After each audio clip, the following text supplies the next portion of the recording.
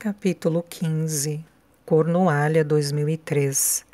Clive Robinson era um homem magro e esperto de quase 90 anos.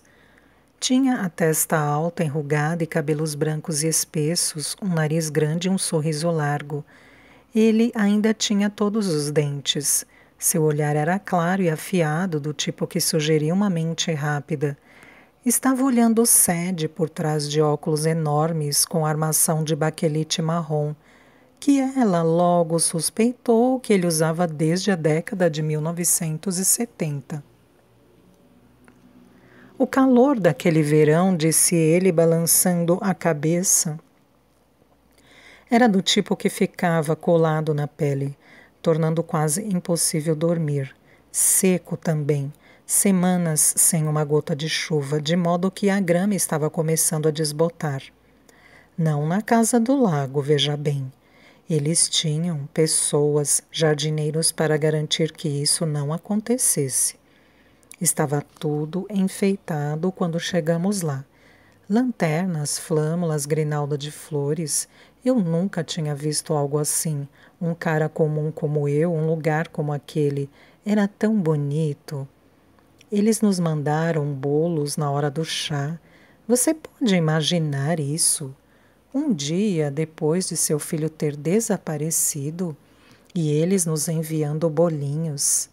As coisas mais bonitas que já vi, tudo especialmente para a festa da noite anterior. Sadie entrar em contato com o policial aposentado assim que receber a sua carta. Ele tinha escrito o número de seu telefone no fim dela. E assim que leu, a detetive correu para dentro para ligar para ele, com as ramificações de sua descoberta na planta de 1664 ainda pulsando sob a pele. Eu estava esperando por você, falou ele quando ela se apresentou, e não passou despercebido a Sadie, que era exatamente o que o velho de O Portal Mágico de Eleanor dissera à menina quando ela chegou para consertar o erro dele. Pelo modo como ele falou, Sadie não teve certeza no início se ele estava se referindo às 24 horas desde que lhe escrevera ou aos 70 anos desde que o caso fora arquivado sem solução. Eu sabia que alguém acabaria vindo, que eu não era o único que ainda pensava neles, acrescentou Clive. Os dois conversaram brevemente por telefone, um entrevistando o outro, trocando credenciais policiais. Sadie deixou de mencionar que estava na Cornualha por causa de uma licença forçada, e então falaram do caso. Apesar da novidade premente, Sadie se contivera e não deixara escapar a teoria do túnel, revelando apenas que estava difícil encontrar informações, que estivera limitada até agora ao relato de Pickering, diante do que Clive bufou em divertida zombaria. Ele carece de informações sólidas, concordou Sadie. Não é só disso que aquele homem pobre carecia, disse Clive com uma risada. Não quero falar mal dos mortos, mas receio que Arnold Pickering não estivesse na fila quando o Todo-Poderoso distribuiu os cérebros. Ele tinha perguntado se ela queria vê-lo e Sadie sugeriu um encontro para o dia seguinte. Venha de manhã, disse ele. Minha filha Bess chegará ao meio-dia para me levar a um compromisso. Fez uma pausa antes de acrescentar sotto voce. Ela não aprova meu interesse pelo caso. Diz que é obsessivo. Sadie sorriu ao telefone. Conhecia aquele sentimento. Ela prefere que eu jogue bridge ou colecione selos. O segredo está a salvo comigo. Vejo o senhor às 9. E assim, ali estava ela numa brilhante manhã de sábado, sentada na cozinha de Clive Robinson, em Polperro, com um bule de chá, um prato de biscoitos e um bolo de frutas fatiado entre eles. Havia um pano bordado aberto sobre a mesa embutida, com vincos que sugeriam que fora colocado ali havia pouco tempo. Sadie tinha ficado inesperadamente tocada quando notou uma pequena etiqueta na bainha e percebeu que estava com o lado errado para cima. Se Clive parecia genuinamente satisfeito em vê-la, o enorme gato preto com quem ele vivia ficara claramente indignado com a visita. Não tome como pessoal, disse ele quando Sadie chegou, acariciando o animal sibilante sob o queixo. Ela está zangada comigo por ter ido para o exterior. Muito possessiva, minha Molly. O animal assistia aos procedimentos agora do espaço, entre dois potes de ervas no peitoril da janela ensolarada, ronronando amargamente enquanto sua cauda ondulava um alerta. Sadie pegou um biscoito e examinou as perguntas restantes na lista que tinha feito para Clive. Resolvera testar as águas antes de decidir se podia ou não confiar no velho policial e em sua teoria. Havia também a pequena questão de verificar sua competência como fonte. Embora estivesse animada por fazer a entrevista, Sadie tinha dúvidas sobre quanto um homem de quase 90 anos se lembraria de um caso em que havia trabalhado 7 décadas antes. Mas Clive rapidamente aliviou suas dúvidas e várias páginas de seu bloco de anotações estavam agora cheias de rabiscos. Nunca consegui esquecer, disse ele enquanto serviu chá com o coador. Olhando para mim, pode não parecer, mas tenho boa memória. O caso Edevane, em particular, ficou comigo. Não teria conseguido me livrar dele, nem se eu tentasse. Ele endireitou os ombros estreitos que se encurvavam sob a camisa de gola bem passada. Clive era daquela geração que tinha uma opinião forte sobre questões de apresentação pessoal. Foi o meu primeiro, sabe? Ele a estudou através das lentes grossas. Bem, você é da polícia, entende o que quero dizer? Sadie disse que sim. Nenhum treinamento preparava uma pessoa para a tempestade e o estresse de seu primeiro caso real. O dela tinha sido um chamado de violência doméstica. A mulher parecia ter lutado 10 rounds no ringue. Seu rosto estava preto e azul, o lábio aberto, mas ela se recusou a dar a queixa. Bati na porta, dissera ela, sem ao menos se preocupar em inventar uma mentira original. Sadie, recém-saída do treinamento e nutrindo os próprios demônios, queria prender o namorado de qualquer maneira. A injustiça da situação era ardente. Ela não podia acreditar que não tinha escolha, que sem a cooperação da vítima não havia nada a fazer, senão emitir um aviso e ir embora. Donald lhe dissera para se acostumar, que não havia limite para o que uma cônjuge amedrontada era capaz de fazer para proteger o seu agressor, que o sistema tornava difícil para eles sair desta situação. O cheiro do apartamento ainda era fresco em sua memória, como se tivesse sido no dia anterior. Foi meu primeiro gosto de dor, continuou Clive Robinson. Eu tive uma infância protegida, uma família feliz, uma casa bastante agradável onde morar, irmãos e irmãs, e uma avó na mesma rua. Nunca tinha ido a um funeral quando comecei na polícia, mas tive minha cota depois, posso garantir. Franzi o senho para algo além dela, lembrando. Aquela casa, aquelas pessoas, sua impotência, o olhar desesperado em seus rostos. Até o ar dentro dos cômodos parecia saber que alguma coisa fora perdida. Ele girou a xícara de chá no pires, pequenos ajustes, enquanto escolhia as palavras. Foi minha primeira vez. Sadie lhe ofereceu um leve sorriso de compreensão. Nada como a força de policial para tornar os horrores da vida próximos e pessoais. As únicas pessoas que lidavam com coisas piores eram os paramédicos. Então, você começou com a teoria de que Theo e Devane tinham se perdido? Um breve aceno de cabeça. Apenas imaginamos que tinha sido isso. Ninguém pensava em sequestros naquele tempo. Houvera o caso Lindbergh nos Estados Unidos no ano anterior, mas só foi notícia porque era muito raro. Tínhamos certeza de que encontraríamos o menino em questão de horas, pois sendo tão jovem não poderia ter ido muito longe. Procuramos até o anoitecer. Passamos pente fino nos prados e nos bosques ao redor da propriedade, mas não encontramos nenhum traço dele, nenhuma pista. No dia seguinte, trouxemos mergulhadores para verificar o lago e, quando nada apareceu, começamos a pensar em quem poderia ter levado o menino. O que conduzia Sadie à sua segunda série de perguntas, rabiscadas na noite anterior.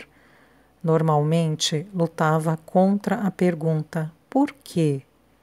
Ainda mais quando estava apenas começando uma investigação. O motivo é para os escritores de ficção. Donald gostava de resmungar. Escritores de ficção e detetives de TV. Brusco, como sempre, mas ele tinha um bom argumento. Os policiais precisavam de provas. Tinham que responder às perguntas sobre como o crime foi cometido e quem teve a chance de cometê-lo.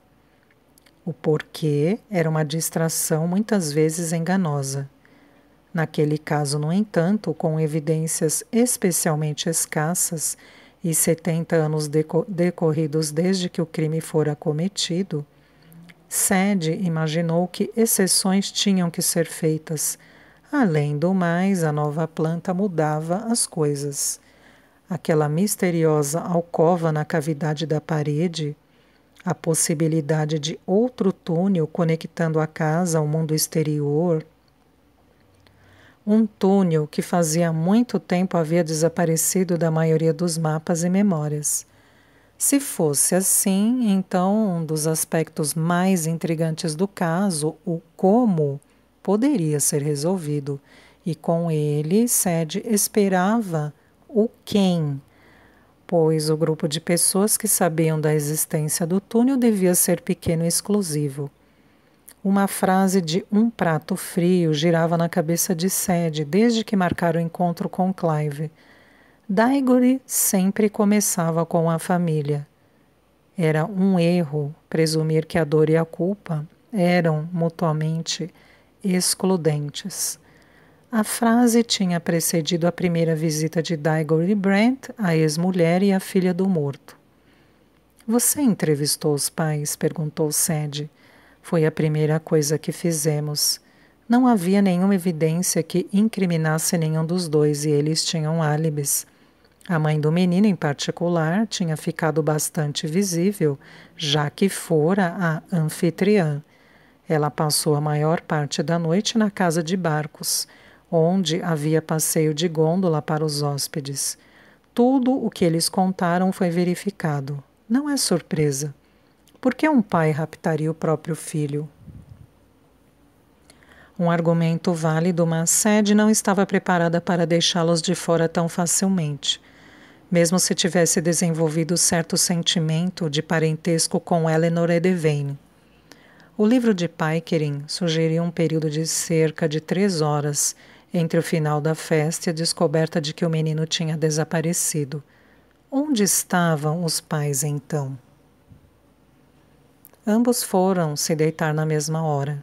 Nenhum deles saiu do quarto até às 8 da manhã, quando a empregada veio lhes dizer que o menino não estava no berço.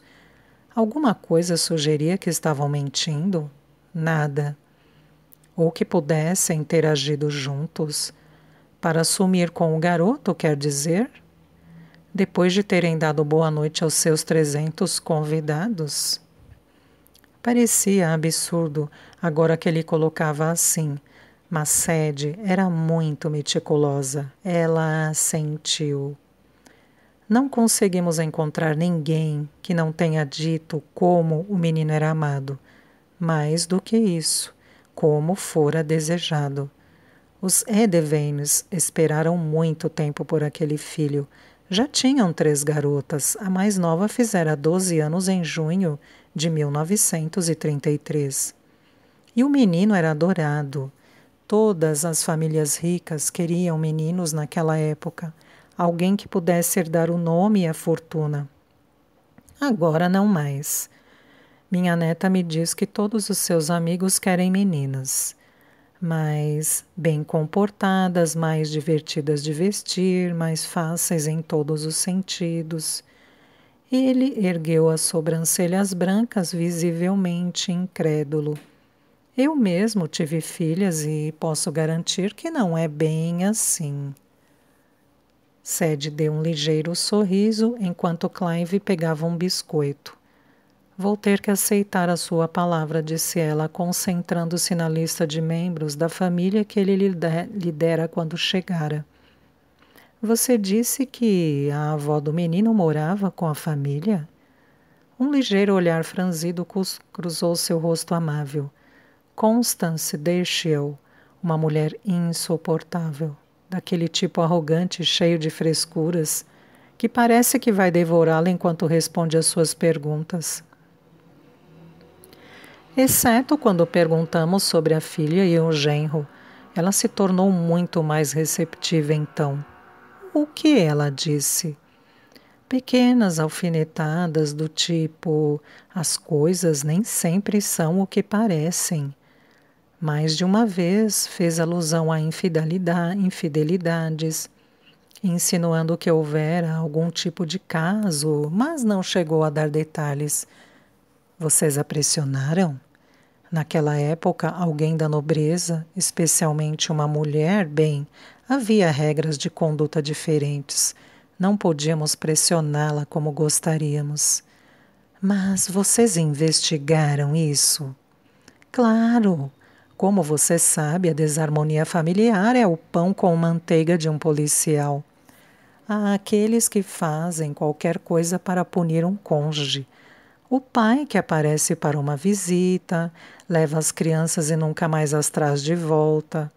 A mãe que diz aos filhos um monte de mentiras sobre o ex-marido. Os direitos das crianças muitas vezes ficam perdidos na batalha entre os pais. Mas não neste caso, certo? As pessoas faziam questão de nos dizer como os Edevanes eram devotados um ao outro, um casal inseparável. Sadie pensou nisso. Casamentos eram coisas misteriosas. Ela mesma nunca se casara, mas parecia-lhe que cada um era seu próprio monstro, com segredos, mentiras e promessas fervendo sob a superfície. Por que Constance Dashiell teria sugerido isso se não fosse verdade? Ela havia visto alguma coisa. Talvez sua filha tenha se confidenciado com ela. Mãe e filha não eram próximas. Mais de uma pessoa nos revelou isso. E ainda moravam juntas. Contra a vontade, pelo que entendo. A senhora tinha perdido tudo em um mau investimento depois que seu marido morreu e dependia da caridade da filha e do genro, uma situação da qual se ressentia. Ele deu de ombros. Suas insinuações podiam ter sido apenas má vontade, mesmo com uma criança desaparecida. Ele fez um gesto com a mão e sua expressão sugeriu que nada o teria surpreendido, que ele tinha visto as pessoas fazerem todo tipo de coisa em seu tempo. É possível, embora existissem outras explicações. A senhora estava sofrendo dos estágios iniciais de demência em 1933.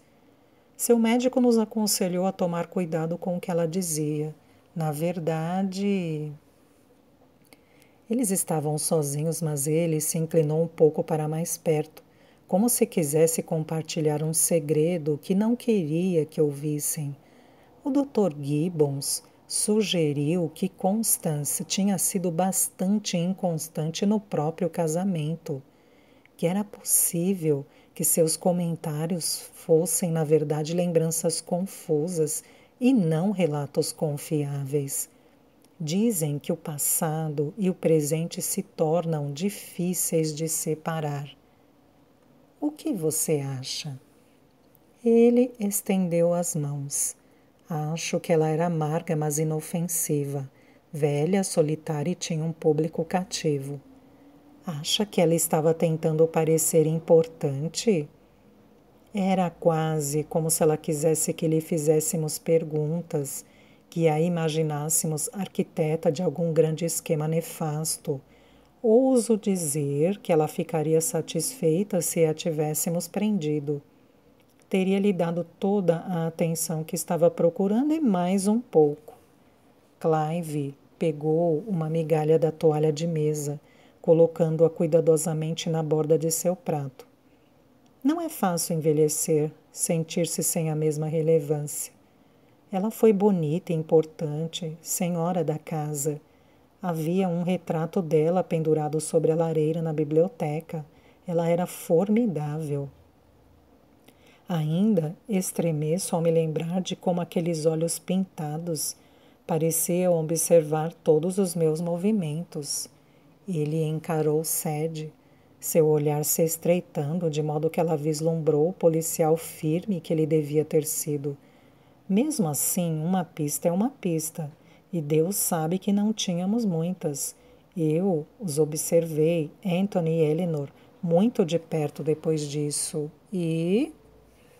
A perda de um filho é como uma granada na maioria das famílias, e as estatísticas sobre pais que se separaram depois de uma tragédia provam isso.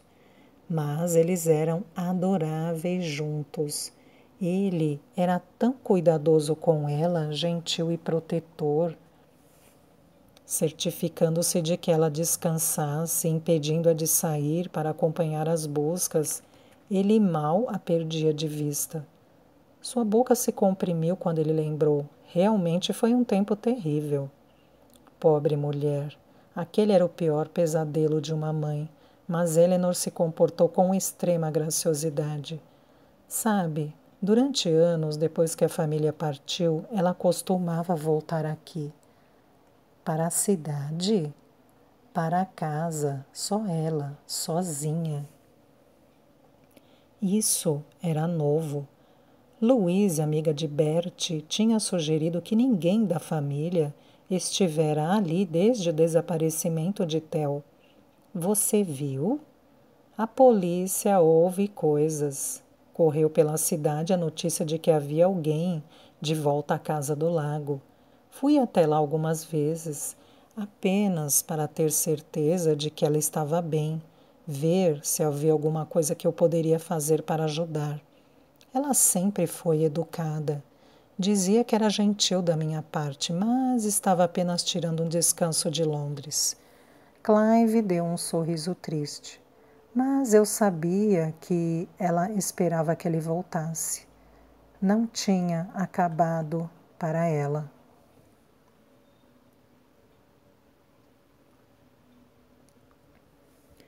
Claro que não. Seu bebê estava lá fora em algum lugar. Eleanor me agradeceu uma ou duas vezes.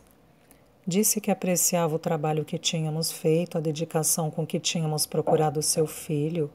Até fez uma doação excepcionalmente generosa à delegacia local. Ela era muito digna, muito triste. Ele franziu a testa, perdido em suas lembranças. Quando voltou a falar, uma nota amarga, melancólica, tinha se infiltrado em sua voz. Eu tinha esperança de que ainda pudesse encontrar o garoto para ela. Não me conformei com aquele arquivo aberto. As crianças não desaparecem simplesmente, não é? Elas vão para algum lugar. Há sempre um caminho. É apenas uma questão de saber onde procurar. Ele a encarou. Já teve um caso como este? Ele devora você. Um ou dois, disse Sadie. Pensou em Caitlin Bailey, no corredor daquele apartamento. Lembrou-se da sensação daquela mãozinha morna e confiante na dela, as cócegas do cabelo desarrumado da criança, quando ela pegou seu livro de contos e apoiou a cabeça no ombro de Sadie. Este foi o meu, disse ele. E tudo era pior porque tínhamos tão pouco com o que trabalhar. Mas você devia ter teorias. Havia pistas, algumas delas mais fortes que outras, mudanças recentes no corpo de funcionários, um frasco de comprimidos para dormir, que achamos que poderia ter sido usado no sequestro, e um amigo da família que morreu em circunstâncias incomuns, um cara chamado David Llewellyn. O escritor, ele mesmo, muito conhecido naquela época. Sadie se amaldiçoou por ter deixado fechada a dissertação da biblioteca, com um capítulo sobre Llewellyn. Lembrou-se da introdução de O Portal Mágico de Eleanor e de sua menção a uma ordem do Império Britânico póstuma, concedida em 1934. Ela não tinha percebido que sua morte tinha acontecido logo após o desaparecimento de Theo. O que aconteceu? Alguns dias depois da busca, fomos para o rio, um pouco longe da casa de Barcos, e alguém gritou: "Um corpo!" Mas não era o bebê, era um velho. Suicídio, descobrimos. Achamos que devia ter sido culpa, que ele tivera algo a ver com o desaparecimento do menino. E ele não tinha mesmo? Investigamos, mas não havia motivo. Ele adorava o menino e todos que entrevistamos confirmaram que era o amigo mais próximo de Eleanor. Escreveu um livro sobre ela quando era menina, sabia? Sadie assentiu com a cabeça. Ela ficou completamente devastada. Desmoronou quando lhe contaram. Terrível. Ele estava balançando a cabeça. Uma das piores coisas que já vi. Sadie pensou nisso. Uma criança desaparece e um amigo da família se mata, nas horas ou nos dias seguintes. O timing parece extraordinário. Concordo com você, mas conversamos com o médico local, que revelou que Llewellyn estava sofrendo de ansiedade nas semanas anteriores. Encontramos um frasco de barbitúricos em seu bolso. Foi isso que ele usou? O médico legista confirmou a overdose. Llewellyn misturou os comprimidos com champanhe e deitou-se à margem do rio e nunca mais acordou.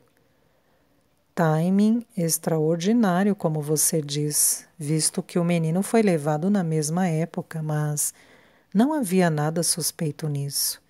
Certamente nada o ligava ao destino de Theo e Devane. Apenas uma coincidência. Sadie deu um sorriso discreto. Ela não gostava de coincidências. Em sua experiência, eram apenas elos que ainda não tinham sido provados. E agora suas antenas vibravam. Tinha a sensação de que havia mais na morte de Llewellyn do que parecia. Clive, obviamente, tinha descartado esta possibilidade havia muito tempo. Mas Sadie fez uma anotação para investigar isso mais tarde. Suicídio de Llewellyn. Um acidente na hora errada ou ele estava envolvido? Culpado? Enquanto isso, ela bateu a caneta no bloco pensativa, circulando a palavra acidente. Porque naturalmente havia uma terceira possibilidade no caso de Theo e Devane, talvez a mais arrepiante de todas, que a criança nunca tivesse saído da casa, pelo menos não com vida. Sadie tinha visto casos em que crianças foram feridas ou mortas, acidentalmente ou não, e o crime fora encoberto. Os responsáveis invariavelmente procuravam simular um caso de fuga ou sequestro, porque isso desviava a atenção da cena do crime. Uma série de estalidos perturbou sua linha de raciocínio e ela percebeu pela primeira vez um grande relógio digital sobre o banco atrás de Clive. Era do tipo com peças de plástico que giravam e 3 delas tinham acabado de virar de uma vez, mostrando que eram 11 horas. Sadie percebeu de repente que estava chegando o meio-dia, quando a filha de Clive chegaria e encerraria o seu encontro. E as irmãs? Perguntou com uma urgência renovada. Falou com elas? Mais de uma vez. Algo útil? Mais do mesmo. O garoto era amado, elas não tinham visto nada de incomum. Prometeram nos avisar caso se lembrassem de algo útil. Todas tinham álibis para a noite. Você está franzindo a testa. Estou? Clive piscou os olhos azul claros por trás dos óculos. Passou a mão pelo cabelo branco e deu de ombros. Acho que sempre senti que havia algo que a mais nova não estava nos contando. Era apenas um palpite, algo a ver com a maneira estranha como se comportava. Seu rosto ficava vermelho quando a interrogávamos. Cruzava os braços e se recusava a nos olhar nos olhos. Mas ela insistia que não tinha ideia do que poderia ter acontecido com ele, que nada inusitado tinha ocorrido na casa nas semanas anteriores e não havia nenhuma prova real para sugerir que ela estivesse envolvida. Sadie se permitiu considerar o motivo. Ciúme era o mais óbvio. Uma menina que tinha sido o bebê da família por quase 12 anos, até que um irmão menor, um filho muito amado, chegou para tomar o seu lugar. A festa teria sido o momento perfeito para se livrar de um obstáculo. O ruído e a atividade tornando mais fácil não ser notada. Ou então, e certamente mais provável do que Clementine Devane ser uma sociopata com desejos assassinos? Sadie se lembrou do relato de Pickering sobre o hábito da garota de levar Theo para passear com ela de manhã. Sua insistência de que a porta do quarto do bebê estava fechada quando ela passou, que ela não tinha entrado para buscar o irmãozinho como fazia às vezes. Mas e se ela o tivesse levado? E se algo horrível tivesse acontecido com ele, um acidente, e ela estivesse assustada demais, envergonhada demais para contar a alguém? Havia uma equipe de limpeza na propriedade, disse Clive, antecipando sua linha de raciocínio.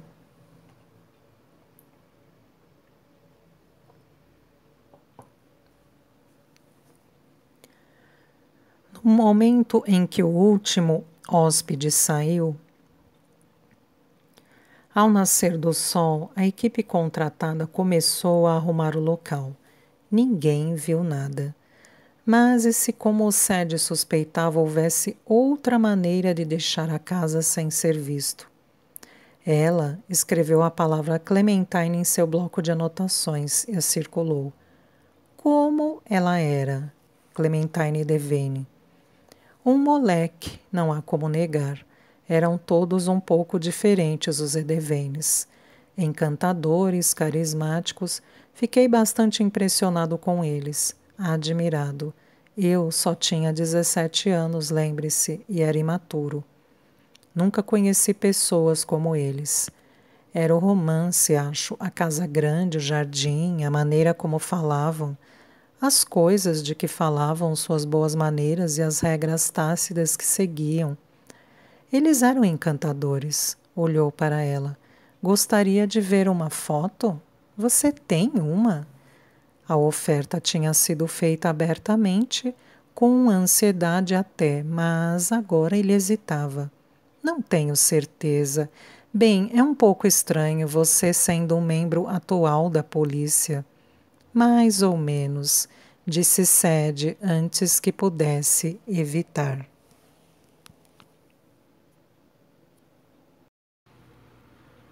Mais ou menos? Ela suspirou derrotada. Houve um caso, começou ela.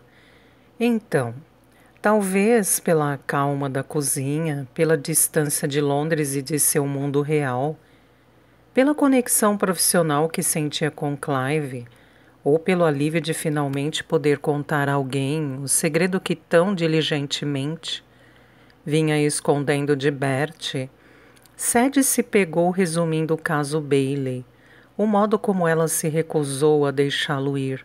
Convenceu-se e tentou persuadir a todos de que havia mais do que parecia, que estava ali na Cornualha não de férias, mas de licença forçada.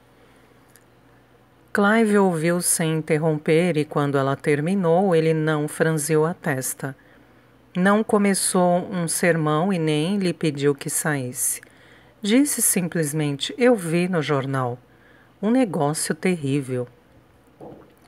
Eu nunca deveria ter falado com aquele jornalista. Você achou que estava certa." "Não pensei o suficiente, este é o problema." Sua voz estava cheia de autodepreciação. "Eu tinha uma intuição. Bem, não sem vergonha. Às vezes, intuições não são tão etéreas quanto parecem. Às vezes são apenas o produto de observações que não percebemos que estamos fazendo." Ele estava sendo gentil. Sadie tinha uma antipatia instintiva por gentilezas. A atividade policial podia ter mudado nos anos, desde que Clive se aposentara, mas Sadie tinha certeza de que ir a público com um palpite nunca foi considerado uma prática aceitável. Ela deu um sorriso fraco. "Você disse que havia uma foto?" Ele pegou a deixa. Não pressionar mais sobre o caso Bailey. Pareceu considerar por um momento antes de assentir. "Volta em um minuto." Ele arrastou os pés pelo corredor e Sadie podia ouvi-lo revirar e praguejar em um quarto nos fundos da casa. O gato a observava, os olhos verdes arregalados, a cauda batendo lentamente como uma crítica. Ora, ora, ora, a cauda parecia estar dizendo: "O que você quer de mim?" resmungou Sadie num sussurro. "Já disse que foi culpa minha." Ela mexeu distraidamente na etiqueta da toalha de mesa e tentou não pensar em Nancy Bailey. Nem pense em fazer contato com a avó. Tentou ignorar a sensação daquela mãozinha quente na dela. Olhou para o relógio e se perguntou se era possível que Clive estivesse agora telefonando para a delegacia. Outros 2 números estremeceram e viraram. Enfim, depois do que pareceu uma eternidade em câmera lenta, Clive voltou, parecendo, Sadie imaginou, tão nervoso quanto ela se sentia. Havia uma inexplicável animação em sua expressão, e ela decidiu que, ao menos que fosse um sádico, e não havia nenhuma indicação disso até agora, ele não tinha acabado de denunciá-la a Ashford. Ela notou que ele também não trazia uma fotografia. Em vez disso, tinha uma pasta grossa debaixo de um braço. Era de um tipo familiar. "Eu estava esperando para ver o que achava de você", disse Clive enquanto chegava à mesa. "Bem, quando me aposentei, não achei que alguém fosse notar, e muito menos se importar. Então eu peguei o arquivo." Os olhos de Sadie se arregalaram. Um curto aceno de cabeça. "Você roubou o arquivo do caso Edevane." "Peguei emprestado. Vou levá-lo de volta quando o caso estiver encerrado." A admiração aqueceu o rosto dela enquanto olhava a pasta, agora sobre a mesa entre eles, repleta de transcrições de entrevistas, ilustrações, nomes, números, teorias. Seu diabo maravilhoso. Ele fez um gesto com o queixo. Não ia servir de nada nos arquivos, não é? Não havia ninguém lá que fosse dar falta à maioria deles. Seus pais não tinham nem nascido quando aconteceu. Seu lábio inferior tremia de leve. "É o meu caso inacabado." Ele lhe entregou uma grande fotografia em preto e branco do topo do arquivo. Uma família de boa aparência, próspera, cujos penteados, vestidos, ternos e chapéus indicavam que pertenciam à década de 1930. Tinha sido tirada do lado de fora durante um piquenique e eles estavam descansando sobre um cobertor xadrez, coberto de pratos e xícaras de chá. Havia um muro de pedra atrás deles, que Sed reconheceu como sendo a do fundo do jardim perto do córrego. Eleanor e o marido Anthony estavam no centro do grupo. Sed os conhecia da foto do jornal, embora naquela parecessem felizes e, portanto, mais jovens. Uma mulher mais velha, que devia ser Constance Deschel, tinha se sentado em uma cadeira de vime à esquerda da filha. E 3 garotas adolescentes, ou quase, estavam reunidas no outro lado, as pernas estendidas, os tornozelos cruzados ao sol. Débora, mais velha e mais bonita, estava sentada perto do pai em um lenço prendendo seu cabelo. Alice estava próxima, o olhar interessado parecido com o da foto em seus livros. E, por fim, uma menina alta e elegante, mas obviamente mais jovem que as outras, que devia ser Clementine. Seus cabelos castanho claros, ondulados e soltos, caíam sobre os ombros, mas seu rosto era difícil de distinguir. Ela não estava olhando para o fotógrafo, mas sorrindo para o menino sentado aos pés da mãe. O pequeno Theo, um braço estendido para a irmã, um ursinho de pelúcia na mão. Mesmo a contragosto, Sed se emocionou com a foto. A grama, as sombras, se estendendo em um dia de verão. As pequenas manchas brancas de margaridas no primeiro plano da foto. Tinha sido um breve e único momento na vida de uma família feliz, capturado antes que tudo mudasse. Clive dissera que os Edevanes eram diferentes de qualquer pessoa que ele tinha conhecido. Mas foi o aspecto comum dessas pessoas, dessa cena, que mais atingiu Sed. O casaco de Anthony, jogado casualmente atrás dele, o pedaço de bolo mordido na mão de Débora, o cão Golden Retriever de pelo lustroso sentado atento, olhando seu prêmio. Ela franziu a testa e olhou mais de perto. Quem é essa? Havia outra mulher na fotografia. Sed não a vira de início. Ela estava perdida na luz, manchada no muro de pedra. Clive olhou para a imagem. É a babá do menino. Rosie Waters era seu nome. Babá, disse Sed, pensativa. Ela sabia um pouco sobre babás. Tinha visto Mary Poppins. Ela não dormia no quarto com o bebê? Dormia. Infelizmente, ela saiu da casa do lago 2 semanas antes da festa. Levamos um tempo para encontrá-la. Conseguimos por meio de uma irmã em Yorkshire, por fim. Bem a tempo também. Ela estava em um hotel em Londres, prestes a embarcar para começar em outro emprego. Ele coçou a cabeça. No Canadá, eu acho, conversamos com ela, mas não foi de muita ajuda. Então não havia uma babá em Loyness no solstício de verão? Ah, havia uma substituta sim. Hilda Bruin, uma senhora hostil, uma daquelas babás antigas do tipo que tem prazer em dar óleo de fígado de bacalhau para as crianças, fazendo-as chorar e lhes dizendo o que é para seu próprio bem. Mais jovem do que eu sou agora, mas quando eu era um rapaz, ela me parecia Matusalém. Ela trabalhou na Casa do Lago quando Eleanor era menina e foi trazida de volta da aposentadoria depois que Rosie Waters partiu. Ela estava lá na noite em que o menino desapareceu, no mesmo quarto. Isso era uma grande novidade.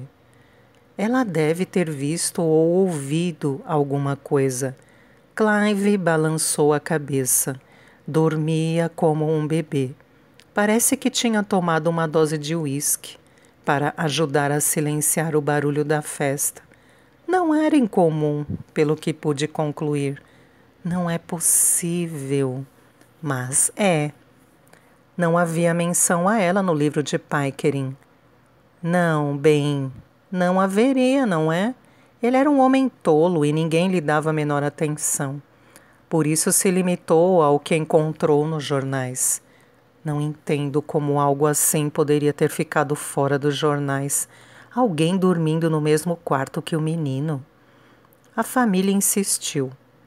Eleanor Edevane foi ver meu chefe pedindo garantias de que nada fosse dito publicamente sobre Hilda Bruin.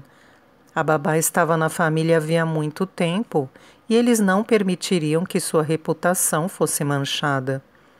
O inspetor não gostou.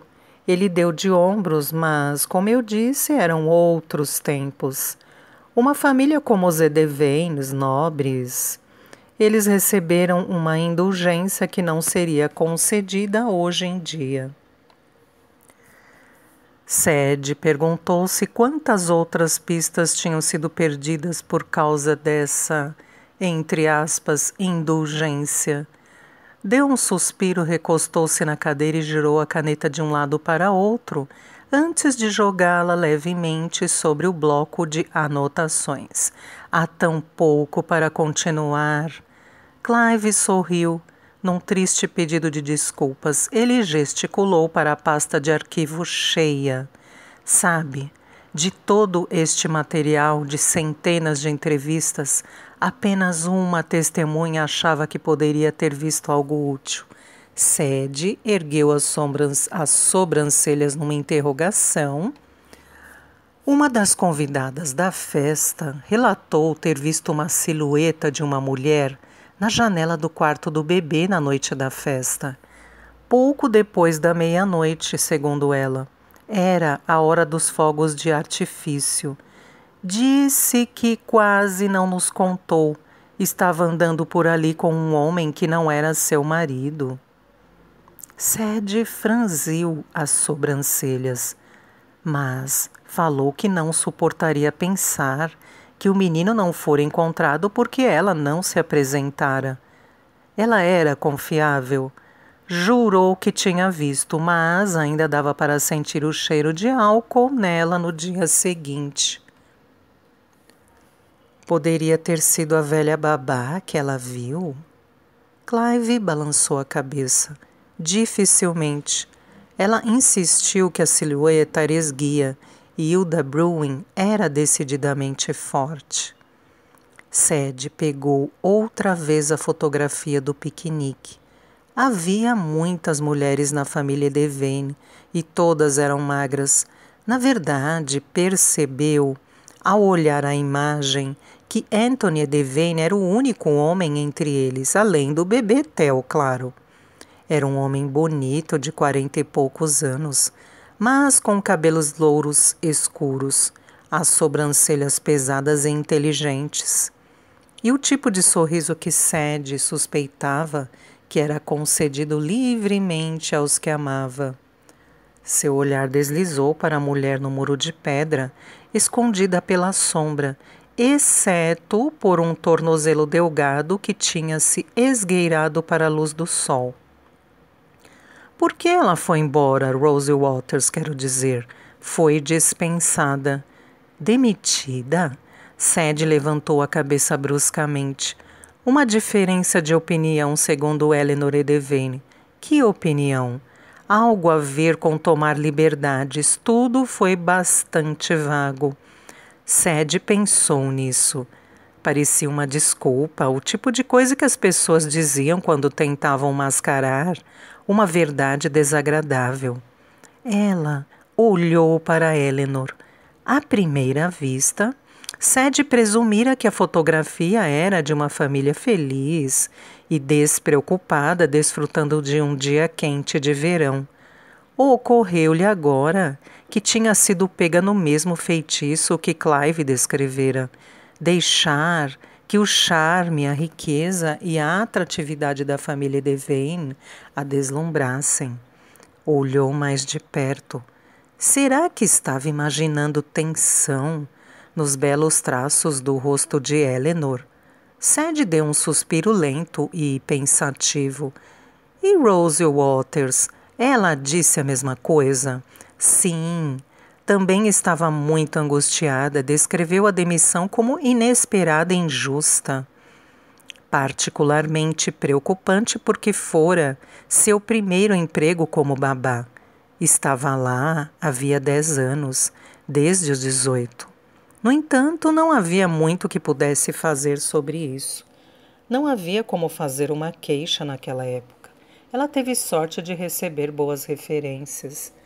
O momento, o sentimento de Rose Waters, de que fora injustiçada, seu conhecimento da família e de seus hábitos, Sadie teve uma sensação estranha. Ela devia ser suspeita. Todos eram suspeitos. Todos e ninguém. Isso foi metade do problema. O campo nunca se estreitou. Rose Waters ficou muito agitada quando a entrevistamos, frenética ao ouvir o que tinha acontecido. Estava muito preocupada com o menino. Eles eram muito próximos, de acordo com os outros criados. Mais de um comentou que ela amava o menino como se fosse seu. O coração de Sadie começou a bater mais rápido. Clive pareceu notar. Eu sei como isso soa, disse ele. Mas aconteceu muito naquela época, depois da Primeira Guerra. Uma geração inteira foi enterrada sob a lama na França. E com eles, as esperanças de casamento de milhões de moças. O emprego como babá de uma família, como os Edevanes, era o mais perto de ter um filho, a que a maioria delas poderia chegar. Deve ter sido difícil ser mandada embora e afastada de um menino que ela amava. Clive, antecipando a linha de raciocínio dela, disse calmamente: sem dúvida, mas amar o filho de outra pessoa é muito diferente de roubá-lo. Não havia nada que a ligasse ao crime, exceto uma testemunha que viu uma mulher no quarto do menino. Ele balançou a cabeça de modo ambíguo, claramente da opinião de que, embora qualquer coisa fosse possível, considerava a teoria improvável. Ninguém a viu na propriedade, ela não estava na festa, e um sujeito da recepção do hotel em Londres disse que tinha servido seu café da manhã no dia 24 de junho. Os álibis podiam ser frágeis. Havia uma série de razões para uma pessoa ser induzida a testemunhar a favor de outra. Quanto a Rose Waters não ter sido vista em Loines, se a teoria do túnel de Sadie se mostrasse correta, isso era irrelevante. Sadie sentiu o estalido divino de uma pista crível se abrindo. Era uma sensação da qual ela não se cansaria nunca, acreditava. A babá amava o menino. Tinha sido demitida de repente e, em sua opinião, injustamente. Uma testemunha relatara ter visto uma silhueta de mulher no quarto do bebê. Além disso, Rose Waters tinha morado na casa por um tempo. Não era impensável que tivesse ficado sabendo do túnel durante seu período como babá. Por uma das filhas, talvez? Clementine? Seria esse o segredo que Clive suspeitava que a filha mais nova dos Edevanes estava guardando? Roubar o menino era uma medida extremada, sem dúvida, mas todos os crimes não eram a execução de uma reação extremada? Sadie tamborilou a ponta dos dedos na borda da mesa.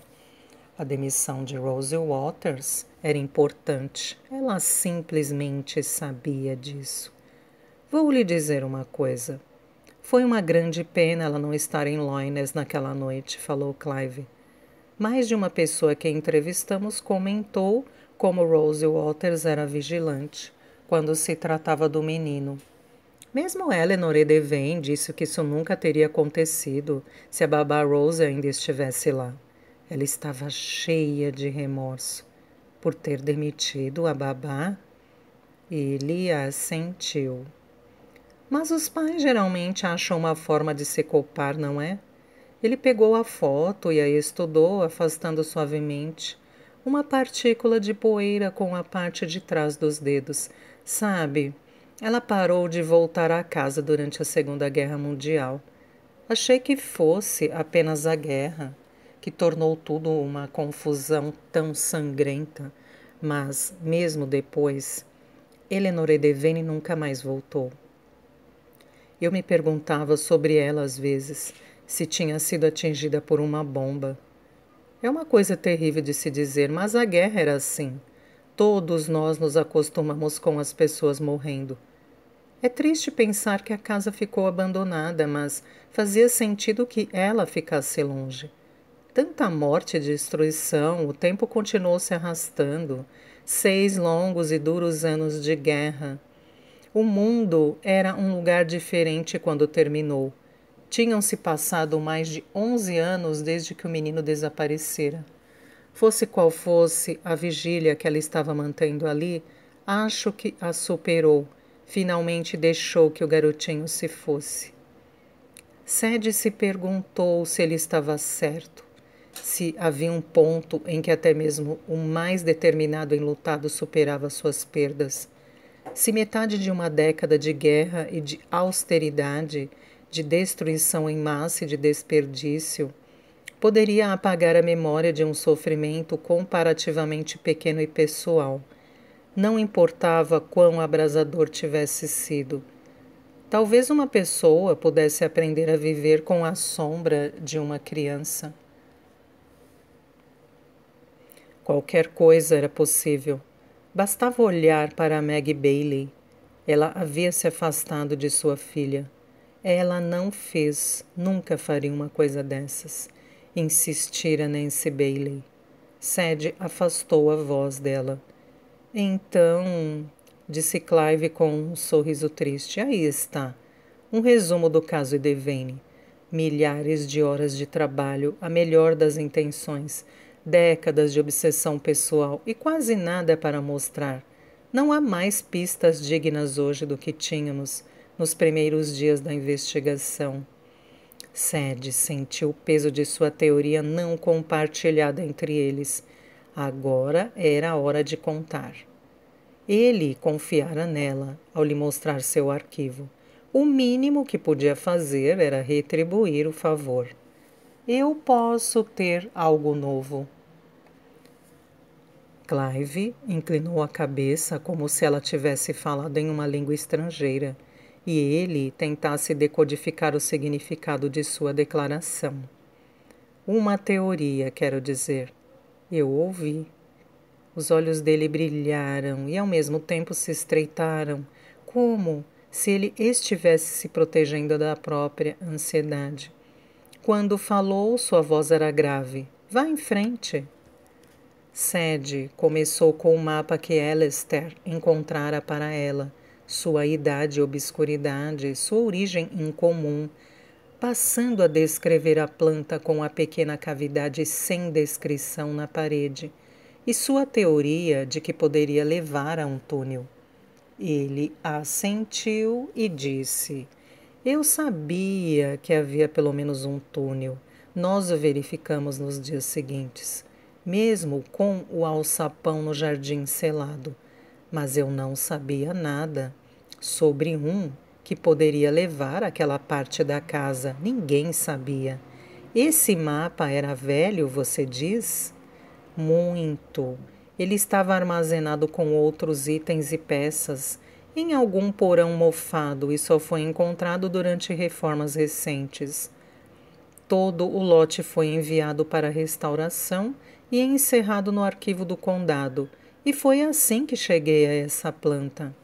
Clive enfiou a mão sob os óculos para esfregar o alto do nariz, os olhos fechados, pensando. Eu me pergunto se é possível, murmurou. Mas por que ninguém mencionou isso? Talvez eles não soubessem. Nem nós sabemos, Sadie lembrou. Não com certeza. Preciso entrar na casa para verificar. Eu escrevi para Alice Devine. Explodiu ele, encontrando os olhos dela. Mais fácil tirar leite de pedra do que conseguir qualquer ajuda dela. Já reparei. Por que isso? Por que ela não está tão ansiosa quanto nós para saber o que aconteceu? Não tenho ideia. Perversidade, teimosia. Ela escreve livros policiais, você sabia disso? Muito famosa. Sadie assentiu distraída. Era por isso que não tivera resposta. Suas cartas tinham se perdido entre as centenas de outras que uma escritora como A.C. Devane devia receber.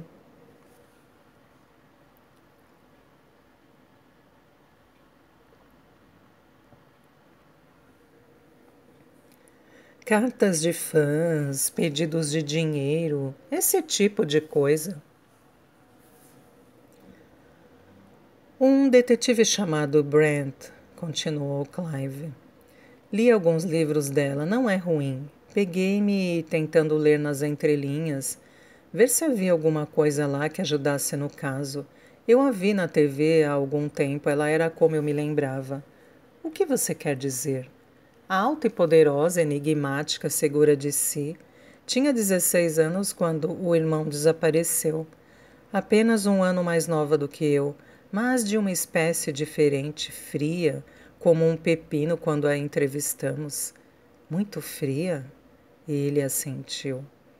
Na época eu me perguntei se era uma encenação. Eu não podia acreditar que uma jovem pudesse ter tanto sangue frio. Com certeza vi outro lado dela mais tarde. Meu talento como policial naquela época era a minha submissão, como um rato. Eu estava sempre me infiltrando sem ser notado. Isso me tornava muito útil. Meu chefe me mandou buscar uma caneta nova, pois a dele tinha ficado sem tinta e, ao voltar para o hall de entrada, eu a vi à espreita na escada, rastejando em direção à porta da biblioteca, onde estávamos conduzindo os interrogatórios, antes de mudar de ideia e voltar para as sombras. Você acha que ela estava tentando ganhar coragem para bater à porta e lhes dizer alguma coisa? Ou isso, ou estava muito ansiosa para ouvir o que estava sendo dito ali. Você perguntou a ela? Ela virou aqueles olhos azuis na minha direção e me disse para parar de incomodá-la e continuar a procurar seu irmão. A voz dela era cheia de autoridade, mas seu rosto estava pálido. Ele se inclinou para mais perto. Pela minha experiência, as pessoas que sabem mais do que deveriam sobre um crime se comportam de duas maneiras. Ou se tornam invisíveis, ou então são atraídas para a investigação como uma mariposa para a chama. Sadie pensou nisso. Preciso entrar naquela casa. Você precisa. Nós precisamos. Ele encontrou seu olhar. Não pense nem por um segundo que não vou com você. Vou escrever para ela esta tarde, certo? Ele parecia prestes a dizer mais alguma coisa. O que foi? Clive endireitou as laterais de seu colete de malha, fazendo um esforço cuidadoso para evitar contato visual. Melhor, é claro, ter permissão do proprietário. Sim, concordou Sadie. Mas há outra opção. Um homem local pago para dar uma olhada no lugar de vez em quando e se certificar de que os vândalos e os animais selvagens não fiquem muito à vontade. Ele não tem trabalhado muito. Seja como for, tem uma chave. Ah, posso colocá-la em contato com ele se quiser. Sadie respirou fundo, pensativa. Ela gostava da ideia, mas ia para Londres em poucos dias e não poderia se dar ao luxo de andar fora da linha se quisesse Donald do seu lado. Vou tentar mais uma vez, disse por fim. Ver se consigo a permissão de Alice Devane. E se você não conseguir, então sei onde encontrar você.